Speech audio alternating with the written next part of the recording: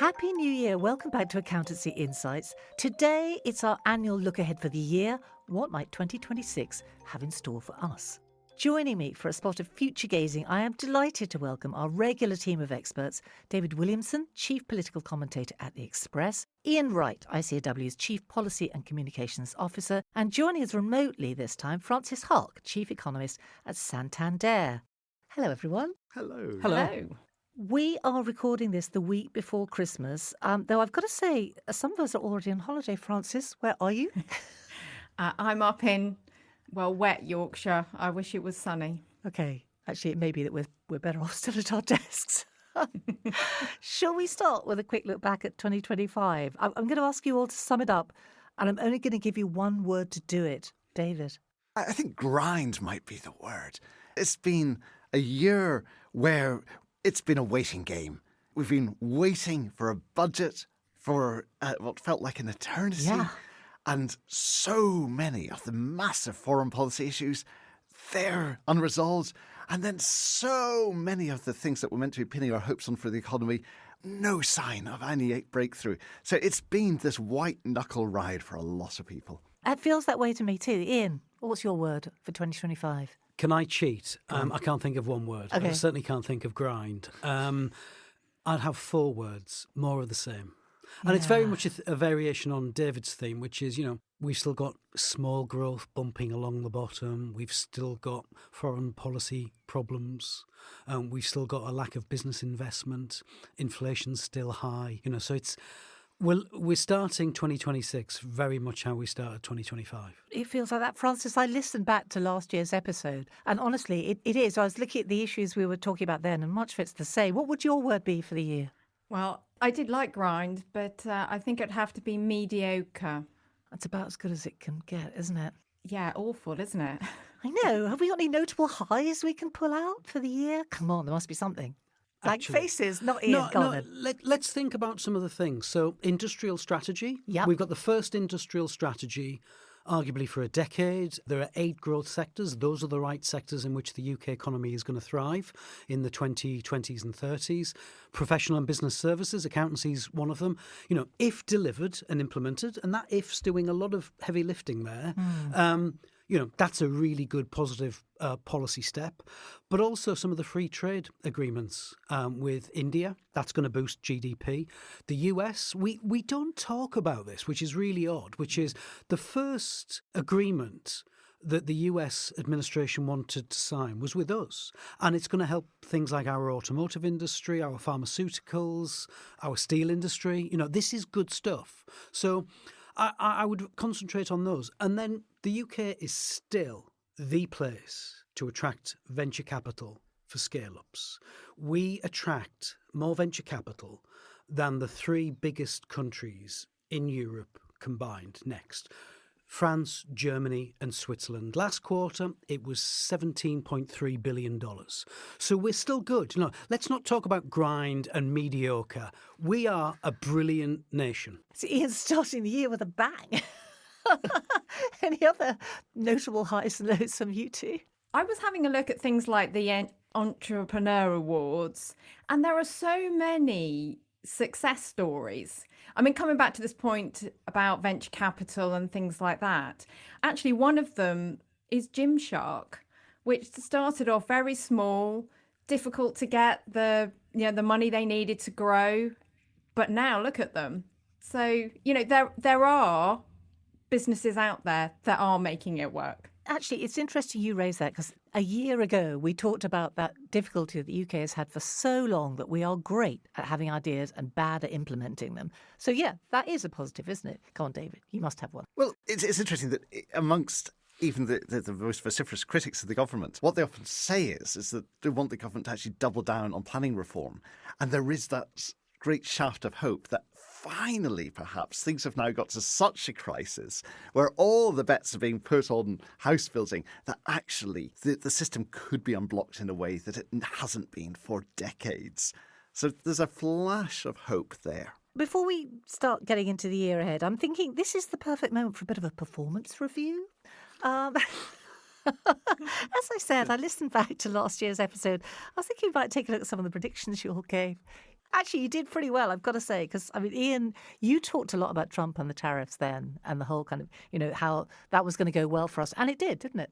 Well, I mean, up to a point it did. Could have gone a lot worse. It could have. I mean, I suppose that could be the story of 2025. It could have been a lot worse. Where the economic growth took place in 2025 was largely a result, it seems now, of companies bringing forward spend, boosting their inventories in anticipation of the tariffs.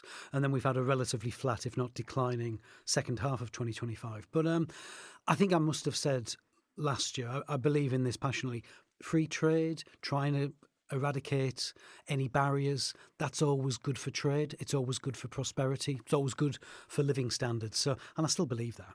David, you talked a lot about reform, and of course you were right. You said it was going to be the big story of the year, and it has been. It has. And the interesting thing is that they've been able to very much sustain their position in the polls. And there have been regular bouts of people saying, the bubble is going to burst and such things. But there actually now seems to be a very solid sort of 31% demographic. And beyond that, when the question is broadened, would you consider voting for them? That gets even wider. So you're looking at a sort of 36%. And as the last election showed, you only need, in our bizarre democracy at the moment, to be on sort of 34, 35%, and you can end up with a landslide. Francis, I've got to say you were spot on with your economic predictions. Inflation, base rate, you nailed it all. Well done. Oh, SWOT. Fantastic. I definitely want that recorded.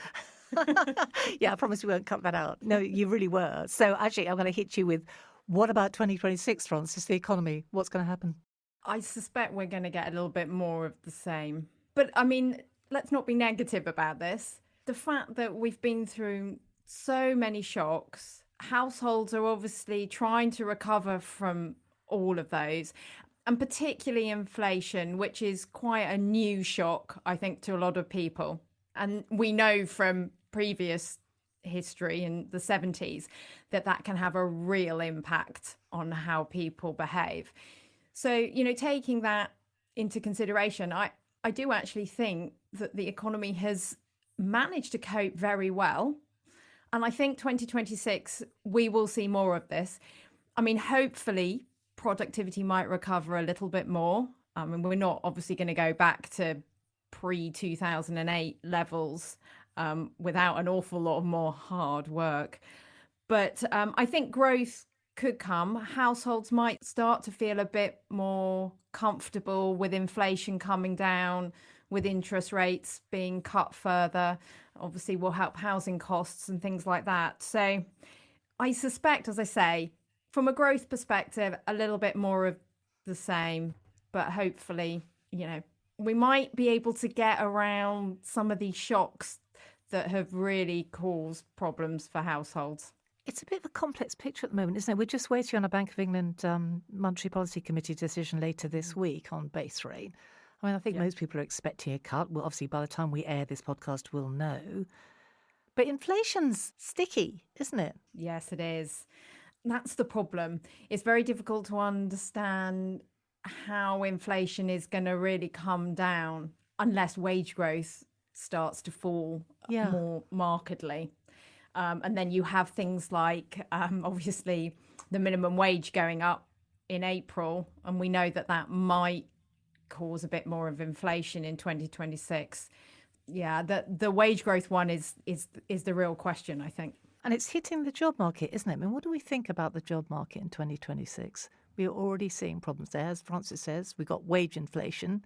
But at the start of the job market, entry level, that's very tough right now. So where do we see that going? I think it is tough. I think the idea of, graduates, apprentices, internships, they're being cut. And that's a combination of low growth in the economy, therefore cost cutting, trying to manage their costs.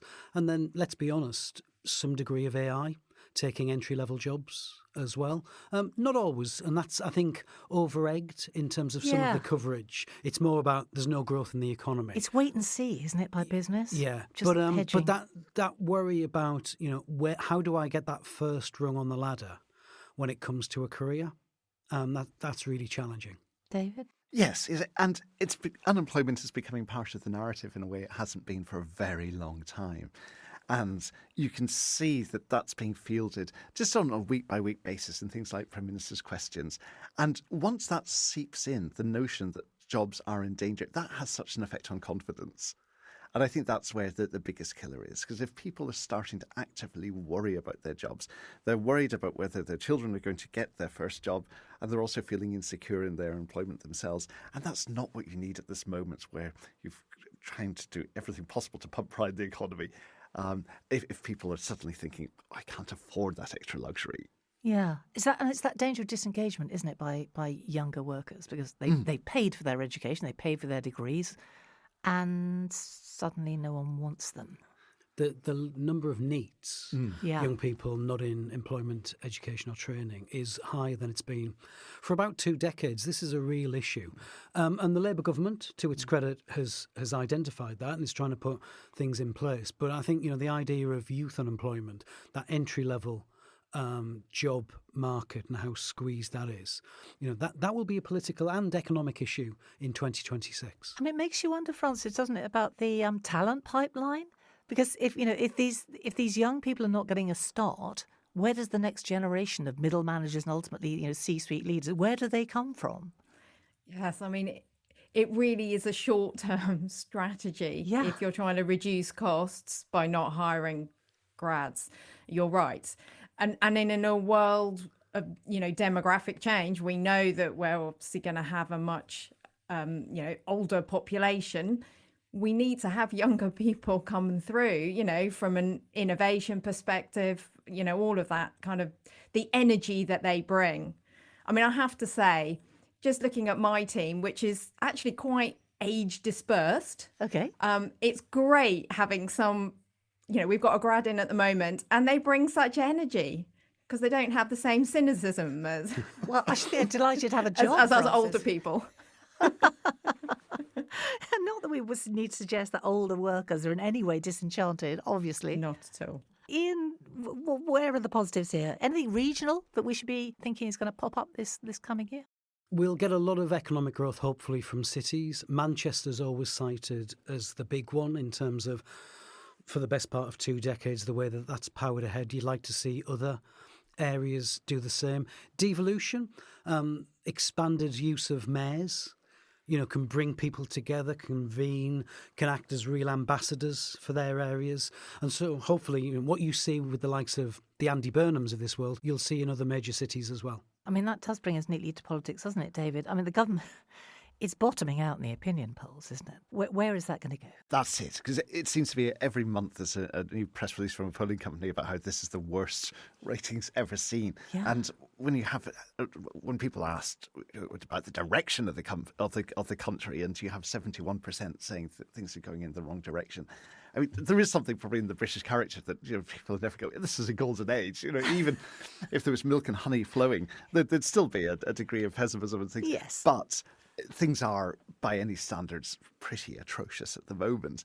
And then when it gets to the personal ratings of the Prime Minister and the Chancellor, there is that question of, how low can things go, essentially. And I think a lot of it comes back to, as we were talking about, the election, where you just had such a tiny percentage of the actual eligible voters voting for a party which has such a landslide. That there isn't that sense of buying in, of giving people goodwill that you traditionally get in the 18 months after an election. That disappeared incredibly quickly. It did, didn't it? It really disappeared fast, because it pretty well disappeared by the time we recorded this last year, amazingly, when they were fresh into power. Yeah. I'm going to put you on the spot and ask you the question. Do you think Keir Starmer will survive this year? I think it's up to him to an incredible degree. Unlike in the Conservatives, there isn't a very neat way of toppling a leader. And yes, the process is different. That's right. And that requires a level of organisation, which you've got a lot of very new MPs together in one place.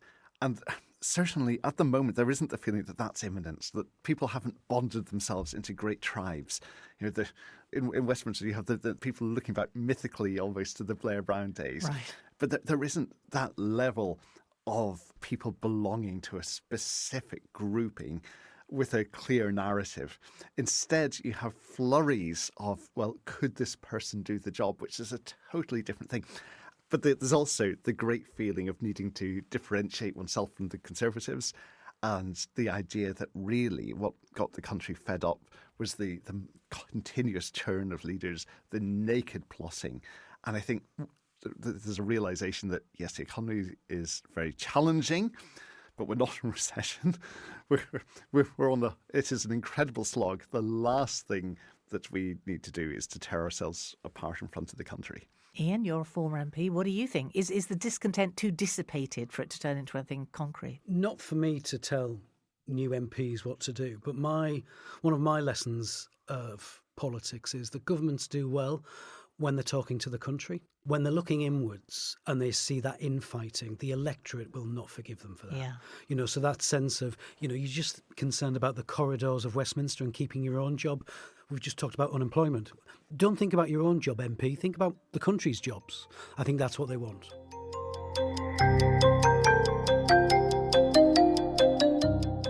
Francis, if it came to it, we've already got the uncertainty. We've already got the discussion going on and on and on about will they, won't they? But if there was an election battle, what would that do to market confidence, do you think? Yeah, I think the markets would not take kindly to it. Let's put it that way. There would be a lot of uncertainty, and that's bound to feed through. How things such as how it would affect a bank rate and how we deal with that is also unknown, because you just don't know what the economics behind it would then do.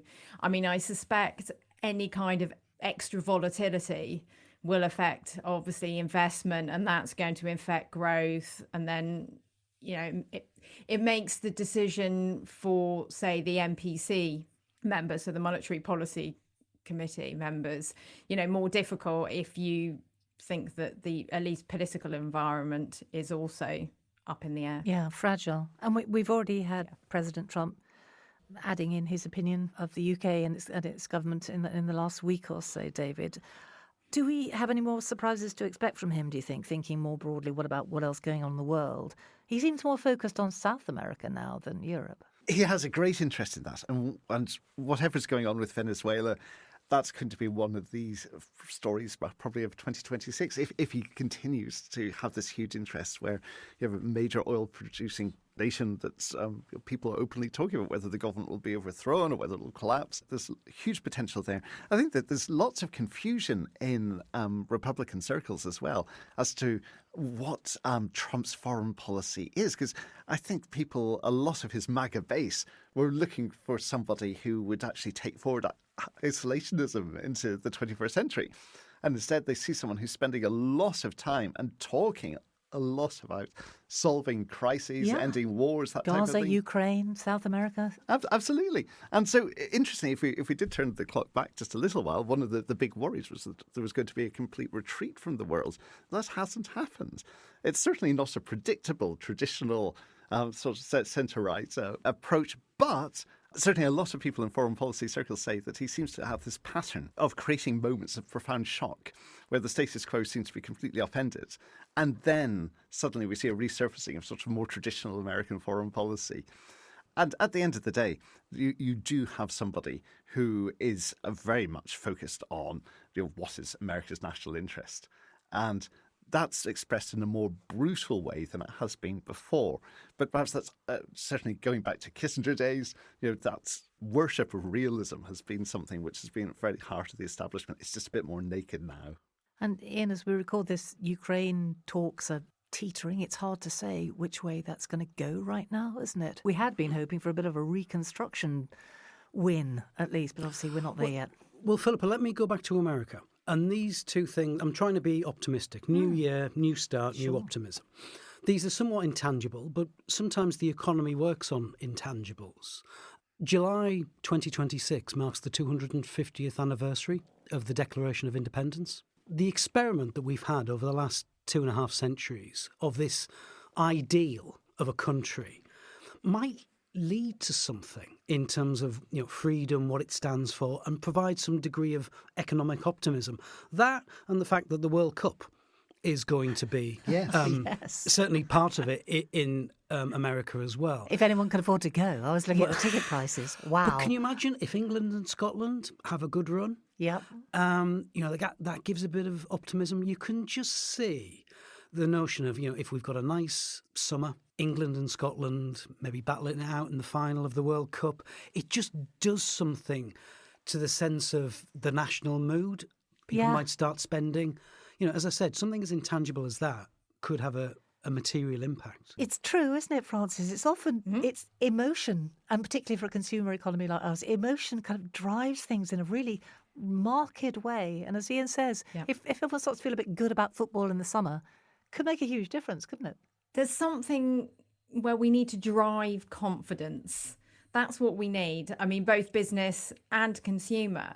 But yeah, something like that feel-good factor could be that sudden switch point that gets us back to spending, to feeling better about everything, and therefore perhaps not needing to save as much because, we think, yes, actually, jobs are safe, inflation's coming down. You can write a story on that. And it all becomes We'll just have to self-fulfilling, keep our doesn't it? fingers crossed. Yeah, as you say, it's kind of wait and absolutely. see. But the US economy just keeps on going, doesn't it? Yes, I mean, it's been a remarkable story given tariffs and things like that. Yeah. So you've had that on the one hand, whereas you've had AI obviously on the other. And maybe some of them, it's counteracting the effects of each other. But certainly, growth has been stronger than we expected. I wanted to ask you about AI actually, Francis, because, there's been a lot of talk about investors losing patience and that it's going to turn out to be a short-term bubble, maybe with long-term excellent consequences, but right now, bad news. What do you think? Are we going to see a resolution to that? How patient will investors be? I think it depends what else is out there as well. But I could see the bubble, rather than bursting, maybe slowly deflating as perhaps other things come up. And, it's quite hard because if you think of all the companies within that, you've got Amazon, likes of Amazon. I don't think that's a bubble. They've been doing well for many, many years. But then on the flip side, you got like Oracle, not doing so well. But Nvidia seemed to, push on through on a regular basis. So it's very hard, actually, because that bubble is more than just, it's not quite the same as the digital bubble that we had back in the sort of early 90s. What do you think, Iain? Because, as Francis says, AI is embedded in a whole bunch of other industries. It's not isolated in the way that, the last time we had this sort of digital hoo-ha, it was ring-fenced in a way that this isn't. Where do you see it going? Sometimes it seems like it's the only thing we talk about. It reminds me, not that I was there, of the 1840s with the railway boom, this general purpose technology. And there is, investors pile in and there is a bit of a correction. But ultimately what we had as a result of the 1840s is the most comprehensive transport system the world had ever seen. So, in terms of, and that really uplifted productivity and living standards, I think we'll come out of this. But does that apply to AI? Because, railway track's railway track, but AI tech is very replaceable, isn't it? Well, and Francis mentioned this. The thing that astonishes me, I was reading recently that 5 companies, Amazon, Meta, Microsoft, Alphabet and Oracle, in the last quarter spent on capital expenditure $106 billion. It's eye-watering, isn't it? That's the last 3 months. Yep. 1.4% of US GDP. That's more than the Apollo moon mission. This is astonishing stuff. That's why I'm asking the question. They're Iain. doing it for a reason. Yeah. And they see prizes. They see big market advantages as a result of that.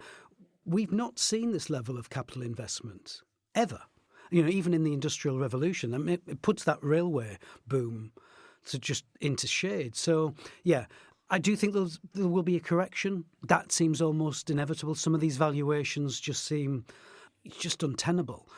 But ultimately, I think there's a sense that this general purpose technology will help revolutionise things. And a lot of that investment, as you say, is actually in real estate now rather than just tech. It's the supportive real estate, isn't it? What, like data centres Yeah. and things like that? Yeah, absolutely. And in terms of the energy requirements needed Yeah. to help literally fuel those data centres And that's as different well. to even a year ago. We weren't really talking about that a year ago, were we? But that's happening now. It is, and it feeds into the whole narrative in this country about energy costs and the sheer panic that you can sense in a lot of people where how on earth do you actually grow your economy when you're such an expensive place to turn the lights on in? Are we still the most expensive economy for business on power? I think we are, aren't we? Yeah, Yeah. it's quite a big outlier. Yeah. So it's a big problem. It is, especially when you have so much rhetoric about bringing data centres to struggling parts of the UK. You're like, well, that's a fantastic idea. But if it costs so much to plug it in, how do you sell that? But that's a source of optimism as well. Let's be optimistic Yeah. in the new year, Philippa. This is a new Ian. Yeah, We've not seen this Ian before. amazing. It's the New Year's resolution. David mentioned earlier about the planning reforms. If we're at delivery level now, if we're at execution stage, a generation of small modular reactors, nuclear reactors, and the likes of Rolls-Royce helping literally power this, that can have a really positive impact upon this. So nuclear as the base load, combined with some degree of renewables, means that we wean ourselves off foreign sources of fuel. That could help bring energy costs down. You see that shifting the dial, Francis? You're nodding. Yeah, it certainly could. I mean, I think energy costs is the one thing that would be really helpful if we could, I mean, not just for households, but for businesses too. And the thing is, I think sometimes you need a catalyst. So if things like the data centres can go ahead, we know they need a lot of energy, then maybe that's the catalyst to get the innovation in to drive it forward. I think that's a good optimistic note to almost wrap this up, but I'm not going to let you all leave without a hard prediction from all of you actually for the year. One thing you are pretty clear in your mind is going to happen this year, David. Okay, the raw politics is going to be as much of an animal spirit as ever because we've got the May elections coming up. So that's you have council elections all across England, but you also have the Scottish Parliament and you have the Welsh Parliament. And you have Reform hoping to make major breakthroughs, potentially taking control of Wales. If that happens, there's a far bigger knock-on effect. People are comparing it to the Hartlepool by-election potentially and saying that'll be the moment where Keir Starmer is going to have to essentially decide, does he stay in at the top of the team? And if the Conservatives are wiped out in certainly in the Welsh Parliament as well, similar questions will be asked. So in both the two main traditional parties of power, there's the potential for great gnashing of teeth. Busier for you. Indeed. Ian, what's going to happen? Well, I quite like the Hartlepool by-election, but I'm thinking about the 2004 one rather than the 2021 You're dating one. yourself there. Yeah, I am dating myself.